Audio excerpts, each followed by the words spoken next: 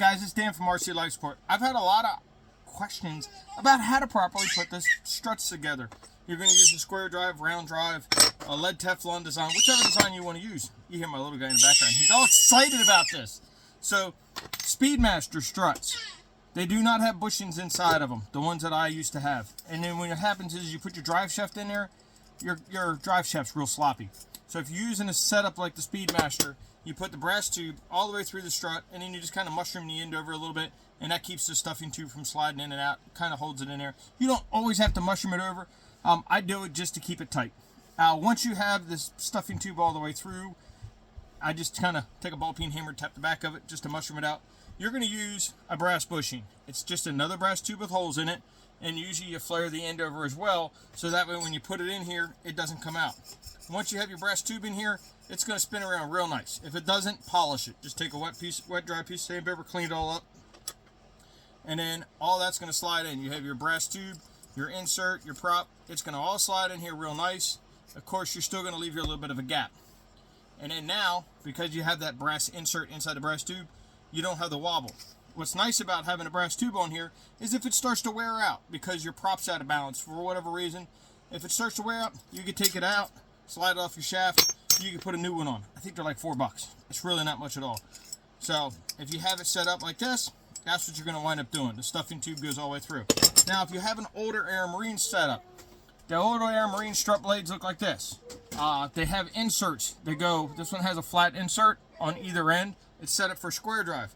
So you have a flat insert with lead Teflons in it. Once you have your lead Teflons in it, you're going to put your hardened shaft all the way through it, and then you're going to put whatever ferrule on here. There's a round drive ferrule, a square drive ferrule, and the ferrule will accept the round drive to go into it. Those are the ones you solder. If it has a square on it, that's the one you just kind of slide the shaft in. It works real efficient as well.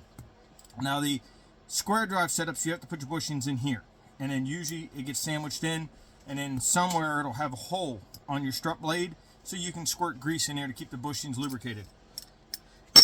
Now on a lot of the newer strut blades that you're seeing on the market right now, they have a bushing already pressed into them. There's actually two. There's one on either side. So since these newer strut blades already have bushings in them, you don't have to worry about any of that.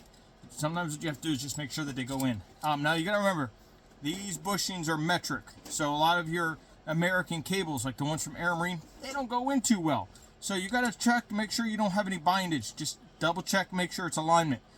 If you're going to switch over to some of these imported strut blades, I recommend you switch over to an imported cable just because it's all the same. Like I have a 1/4 inch shaft and a 4mm thing. It don't work too well. There is a little bit of bindage in there.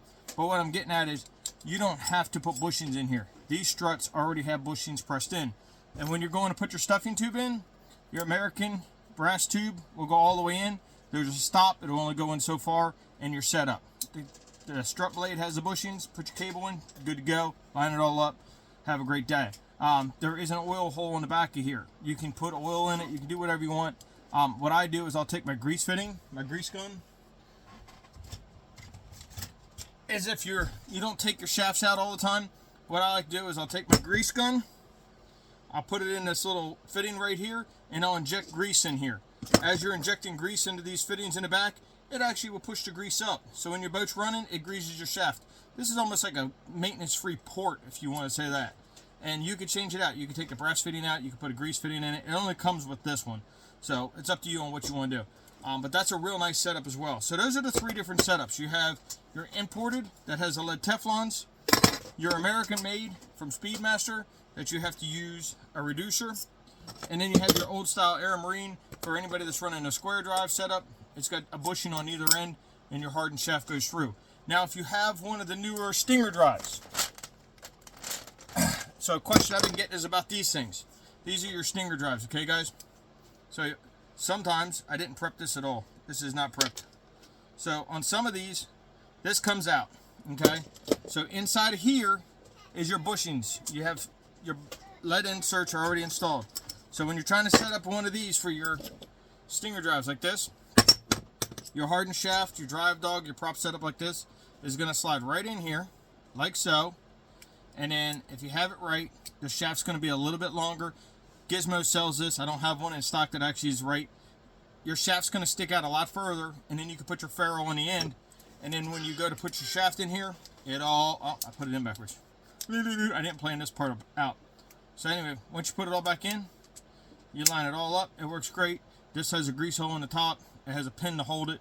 And then with your square insert, you'll be able to slide it right inside here, your cable. It'll go right in, easy cheesy. Now, if you have a round drive ferrule on here, so if you're using a square on the motor, you just take the screw out, just like I just did. I don't know where I set it. It had a screw in the top. So say your motor has the square in it. You can just easily remove this part. Like you want to do maintenance, you can slide this out, and when you slide this out, the whole drive shaft, everything's going to come out if it's soldered in your ferrule here. So those are the 3 different types of very easy setups once you say, hey, okay, now I understand it. You know, but if you guys got any more questions about it, I can definitely video chat you. We got some stuff here that I can show you hands-on. Okay, this is what we're going to do. But that's it in a nutshell, how we really do it. I hope this helps everybody out. If you guys have any more questions, go ahead and hit me up. I will try to make little videos and we'll get them posted up. Thank you.